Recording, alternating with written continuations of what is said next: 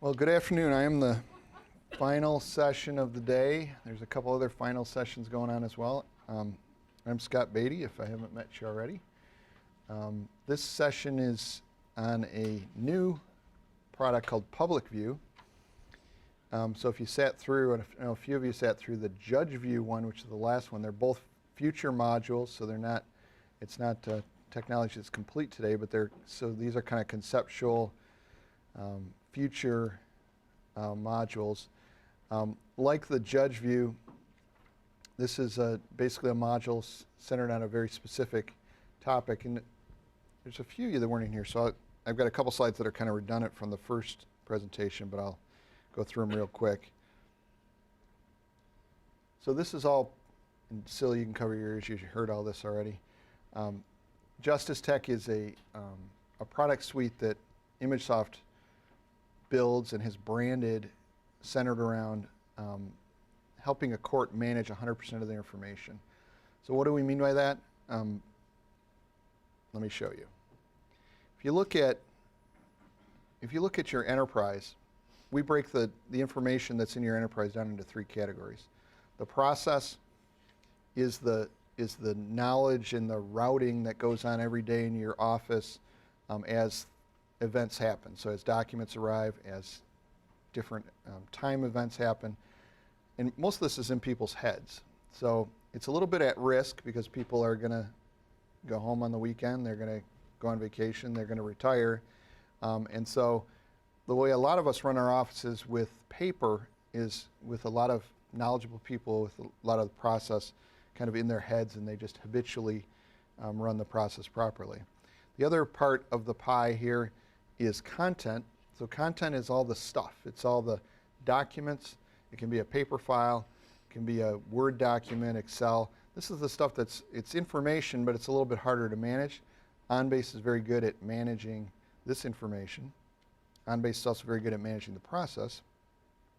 And then the third information is the data the third area is the data that's in your systems. So this can be your case management system, your accounting system. So you put all this together, you've got the entire sphere. And our contention is, if you can manage 100% of your information electronically, magic will happen. Okay, the opportunities for improvement will start to really increase exponentially. And some of our, Bill Nichols is in the back there. We've had some entire organizations do this. We've had some entire departments like prosecutors and Bill's area go completely paperless. And when you get that last piece of paper, last stitch of paper out of the picture, magic happens. So in our world, we change out process with workflow, that's OnBase, content with the electronic case file, that's OnBase as well. And then typically in a court, it's your case management system or it's your other line of business systems represent the rest of the data. Couple that with some tools that we provide, and I'm going to talk about one of them today. And you've got a JusticeTech solution, and you're on your way to being 100% electronic. Now, if you can't be 100% electronic, doesn't mean you can't derive benefits from this technology, and you wouldn't be unusual. But that's kind of our we aspire, I guess, to reach that 100% electronic plateau. Okay, let's talk about PublicView. PublicView is a module that is going to be part of JusticeTech that is going to basically provide public access to documents while preserving or enhancing revenue streams for the agency or the government organization. It's important because a lot of this last part of it, because a lot of the organizations we're working with are already granting access to documents and they have revenue streams that they're accustomed to. And we want to make the point that you can continue to do that through these tools, as well as you can enhance and come up with new ways to achieve additional revenue streams. So where can you use this? We're going to talk mostly today about courts, but this is also applicable to Register of Deeds, clerks, building departments, really anywhere where you have documents that might be of value to the public, this technology can be leveraged. So kind of a key trend, if you read, and this is just some information from the Center for Digital Government, a lot of, we track as a company, we kind of track what's going on in the industry by, we go to shows and we also read the periodicals, and you'll see trends, right? E-filing about 5 years ago was a big trend in courts, and it continues to be a big trend. But the access to documents, and David Bean was talking a lot about it this morning, access to documents is a trend that is going to escalate. So what that means to us as folks that run government organizations or vendors that provide solutions is that if you think you're getting demands today, it's only going to get bigger as we go forward. And these are just a few articles that were, but you'll see this all over these magazines, and that's an indication of what the people are thinking and what folks are doing around the country. When you look at, we've been talking, and we've had this graphic on a lot of our literature for many years. We've covered the 4 bubbles on the bottom very well for many years, some better than others. We haven't done a lot with public access. We've kind of, ImageSoft as a company has kind of left that to our customers to figure out. Okay? And some did a nice job of building their own interfaces. We built a couple of things, I'll talk about those. But so this is really us trying to kind of fill out this circle of life, if you will, of all the 5 major areas that in a justice environment, so we're mainly talking about a court or a prosecutor area, that the roles or the stakeholders in these areas. So this is just a natural progression for us. From a historical perspective, we've got some customers that are actually using this technology today. Arlington, Virginia, as part of their e-filing system, we've got an e-commerce component. I'll show you some screenshots from that. So that's been in production for a bit. Ottawa County, many years ago, built, Sill's in the room here, Sill up front, wave your hand. Sill and his group built a e-commerce interface to sell the Register of Action and other information through a portal that actually accesses information from OnBase. So it's being done. Charlevoix County, some time ago, we built an ability for their Register of Deeds and Clerk's Office to be able to sell documents. So there's some precedent for it.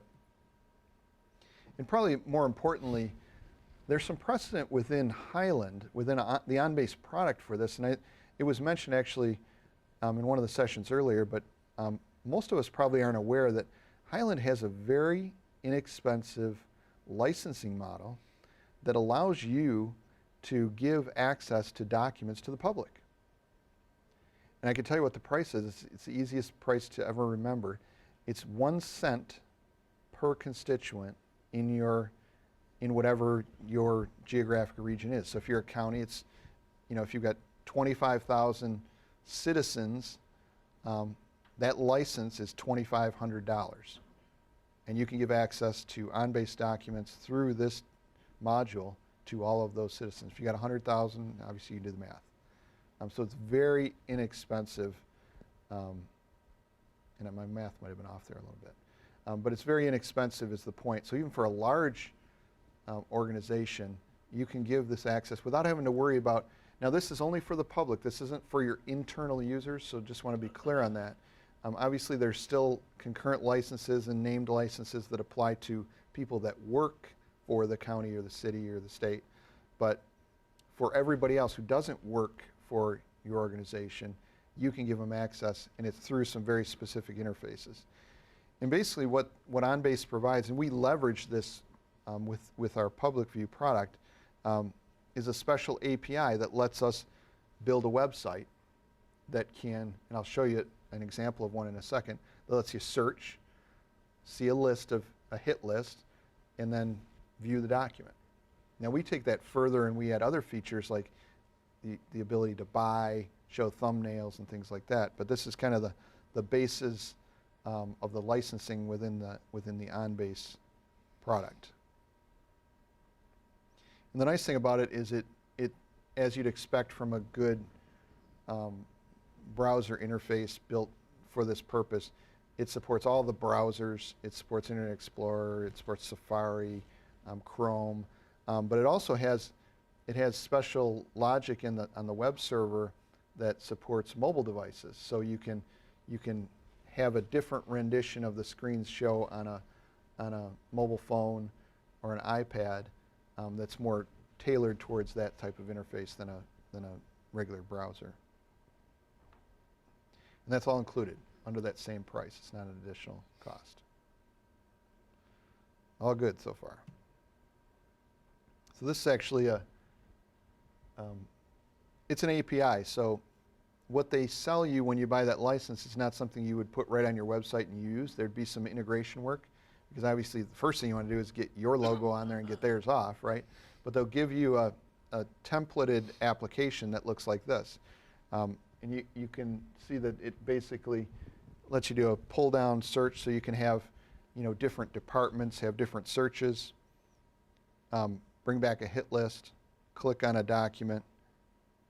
This is one I just did a real quick search in my demo system. And then it provides a nice viewer. And what it does, so OnBase supports all these different types of files, right? It supports Word, TIFF, PDF. It renders everything on the fly to PDF. So your users don't have to worry about having the right viewer to view all these strange file types that might come back. OnBase on the server will render to PDF, and that's what gets delivered to the browser. So there's really no plugins or anything that have to occur other than you need an Adobe Acrobat plugin, which virtually everybody has. Okay. Now this is a very simple interface, as you'd expect for the public. And this document could be redacted and things like that. But so you're not going to get a lot of features. You're not going to get right-click features that you'd find. But it's a PDF, so the user will be able to do what they can normally do with a PDF. They could email it. They could save it to their hard drive, that sort of thing. Any questions so far? No one's fallen asleep yet. I'm working on it. Okay. And I'm going to get you out of here early, I have a feeling. So the searching is configurable. You can configure custom queries in OnBase, and if you're familiar with that concept, it's just a way to build a query that's very specific to a task. So you can build 3 or 4 different queries for the courts, and then you could show those queries to users. They could search by case number, they could search by last name, they could search by combinations of those. So you can make the searching very simple for the users. You can search obviously on keywords. You can also do full text searching. There is an additional license required. You have to have the full text searching license within OnBase. So if you don't have that, you won't be able to use that feature. But you can allow people to search on the text of documents as well. Delivery. And one thing we're planning to do, and this is beyond what is traditionally provided in the constituency model that Highland offers, we're planning to provide, and this actually shows up in the True Filing product today, a docket view search. So imagine the way a lot of a lot of lawyers look at a case is they look at it in a chronological order of events, right? That's kind of what a case is to them. And to each of those events, there may be 1 or more documents associated with it. So it's a different way to look at a case, to basically see kind of the history of the case in chronological order. But we envision an ability to be able to do a case search and be able to toggle to a register of action view or a docket view versus the standard, maybe just all the documents listed in chronological order. Does that make sense? So you'll see events that may not even have a document associated with them in that list as we integrate with the register of action. And this is similar to some stuff that Ottawa has done, providing access to the register of action. And that could be sold for a per page fee, per document fee, or it could be delivered free. We'll talk about the fee models that are possible here in a second. We have the ability, as we talked about, to deliver the PDF file, but we can also deliver thumbnails. So for selling documents, a common best practice is to provide thumbnails to the person so they can kind of see, okay, it looks like there's 5 pages here. but I can't really read them. If you want to read them, you got to buy the document. So thumbnails are typically used for that. Also, it's a way to get a big document to the browser much more efficiently and save bandwidth. We can do electronically certified documents. So you've probably seen that from us in the past. If you sat in the prosecutor, they talked a lot about that. We use that in a lot of contexts. But in this context, a person from the public going to your website could request a certified death certificate, for example. It's a very common transaction. Or a certified copy of a court record they might need for whatever third-party transaction they were trying to complete. Okay. We have ImageSoft has a module called True Certify. If you want more detail, I'm not going to cover it today, but there's information on our website that describes kind of how it works and what it does. But it's a very powerful way for you to deliver certified documents. There might even be something in the packet. Maybe I'm looking at Bev. No? No? Okay. Go to our website. As part of delivery of documents, and Dan mentioned this in one of his sessions, that everybody wasn't in there, but one of the problems with providing this sort of information over the internet is, identity theft. People from Bangladesh coming in and trying to mine this information for fraudulent reasons. So as part of this, what we can do is we can do some screening. And we have the ability, because we have an e-filing platform that has a clerk review component, we have the ability where you could say, put in rules like this. Every request where the IP range is not within, let's say, the United States, the purchase request has to go through a clerk approval step. So it would land in a queue. The user would get, they could buy it, and they would get a message back that said, your transaction has been queued. We'll send you an email when your document is available. It's being reviewed. And then a clerk could look at it and go, this one smells fishy. They could make a phone call or whatever and try to, maybe even require them to give a phone number in certain instances. But we can do things like that because we have workflow, we have this technology to make this. So we have ways to kind of protect the data while at the same time providing more open access. And what we do a lot when we talk to e-filing courts about this technology is initially we'll implement it where everything has to go through clerk review. And then you can just kind of turn the governor back a little bit and adjust it and change it so not everything has to go through. Because certain types of documents may be less sensitive than others. Obviously, complaints where minor children are involved, things like that are, going to have more sensitive information, things like that. So we can kind of tweak and tune that, how we release.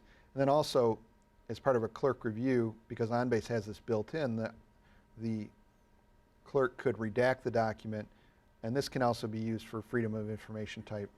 We do that in other contexts as well, but the clerk could redact the document, save it as another document, a separate document, and return that copy to the purchaser or the user without sensitive information on it. So a way to kind of protect.